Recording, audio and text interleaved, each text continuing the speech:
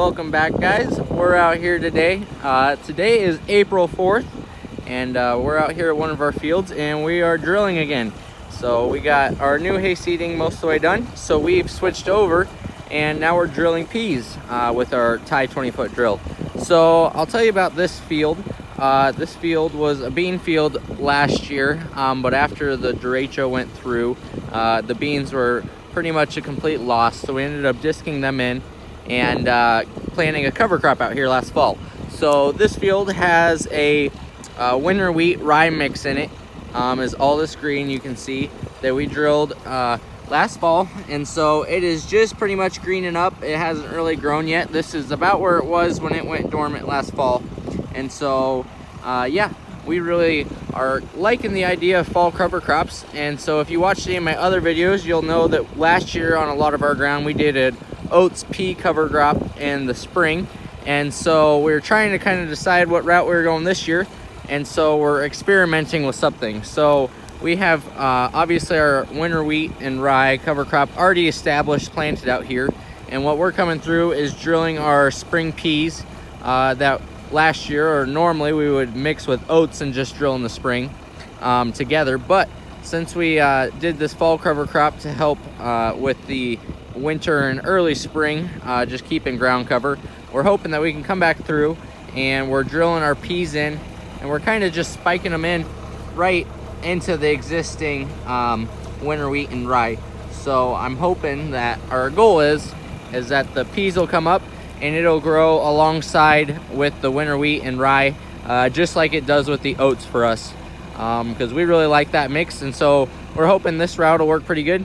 You can see it doesn't bother it too much. Yes, it's throwing some dirt on it, but since they're a type of grass, pretty much it'll push that dirt off, and it'll keep coming pretty well. And it's all right that it's stunting it a little bit, because I want the peas to get a chance to get out of the ground and get coming too. So yeah, this is kind of a experimental thing. We're not 100% sure how well it'll work, but hopefully it'll work out for us and get the job done. So I will update you guys as we kind of go through the year as to how well it did work and what kind of growth we got out of it. So I'll show you in the box our peas here. We're using 410 field peas are what they are, and they're the just a cover crop variety of pea. We get all of our seed, well, I won't say all of it, but we get a lot of our seed from Albert Lea Seed Company, and so they are a great source of non-GMO and organic seed. So they have cover crop and corn, bean, hay, pretty much anything you need of. They do garden seed too, and they offer pretty much everything in certified organic and non-GMO options. So yeah, that's a great source for you guys. All of our seed is certified organic because we're 100% certified. So other than, if we get any new ground that we're transitioning, we buy all 100% organic seed, and that's what we use. So Albert Lea is a good one if you're trying to source some organic seed. There's also Prairie Hybrids. They do both organic and non-GMO, and Blue River is a good one too. So there, a lot of times guys ask how hard it is to get our organic seed, and it's really not. There's several guys around central Iowa and all throughout the state that are dealers for it, and they can also kind of ship it right to you. So it's worked out really good.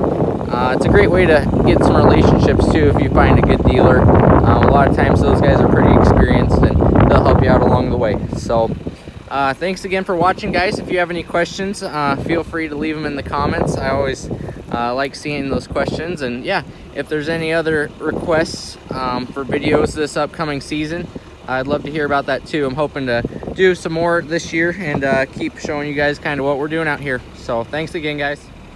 There is just one more thing I wanted to show you guys quick. Out here, we'll look down at the ground and kind of see, obviously it's pretty well stirred up over here, so maybe I can't show you quite over here, but over here we can see there's a lot of these weeds coming, and I'm okay with that. I like seeing these weeds coming on early, because I know every single one that germinates right now at this time will be killed, and we won't have to deal with him again. So right now, early on, is a great time for these guys to get up and try to grow a little before we come in and Obviously, when we terminate this, they'll all get this to nothing.